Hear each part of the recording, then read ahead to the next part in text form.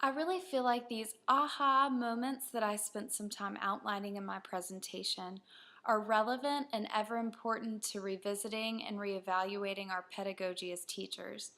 Not only how I look at the manners in which I'm teaching my ELLs, but thinking about how I value and view them as active members of my classroom and of the school community will make me more aware of what I can do to help them on their journey through learning English.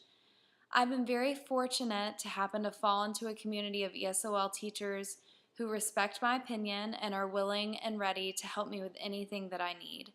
Whether it's a question about the housekeeping of the ESOL world or a question of pedagogy, my mentor teachers in the county in which I will work next year have been fabulous throughout my student teaching and have already prepared me that they will help me with anything I need in setting up a brand new ESOL program at an elementary school in the county.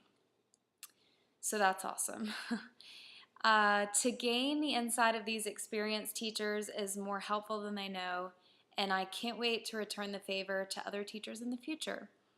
I would also like to carry out my action research that I talked about a little bit and make my results and my findings known to the other ESOL teachers in the county as well as mainstream classroom teachers. All teachers can benefit from a culturally relevant classroom, and if I provide an avenue to be able to make planning and implementing cultural responsiveness within the mainstream classroom a bit easier, I want to do that. My ELL students are not the only students who would benefit from a classroom that allows their voices to be heard. Students and teachers who are a part of the mainstream culture benefit as well. To close, I thoroughly enjoyed my time at GSU. However, I did have some frustrations throughout the program. One of the most discouraging things during the program was that I felt like we read so much about theory and hands-on learning and students learning as a result of doing, but I don't feel like this teacher preparation program, or really any that I've heard of, to be honest, allowed me to be in the classroom every semester. So I found that during my 2 practicum courses is when I learned the most about the actual state of education in the United States, because I learned about things that aren't in textbooks. Files, forms, pushing into classrooms, pulling out for class, scheduling, testing. It seems like that's all there is.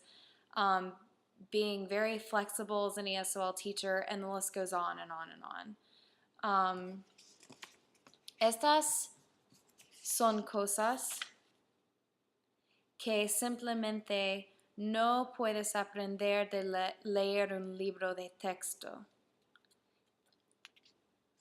I think it would have benefited me and probably others throughout the program to have been able to travel to different schools and counties to see a plethora of different teaching and administration styles. How different teachers set up their classrooms, how they physically teach, how, classroom management, different materials, how they utilize different materials, things like that. I was honestly questioning my decision to get a master's degree and until my first practicum, because there was just so much reading and there wasn't a lot of doing. But after I got into my practicum courses, I knew that I was in the right place for advocating and helping the students that I need to be helping and that I need to be educating. En general, me siento muy preparada ir sola y empezar mi carrera en el otoño como maestra de ESOL. With the help and support of my colleagues as well as my family, I know that my first year will be hard, as it always is, but I will have the tools I need in order to move forward with this new program that I'm starting and with my students. So thank you for everything.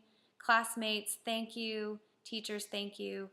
And good luck to all of us.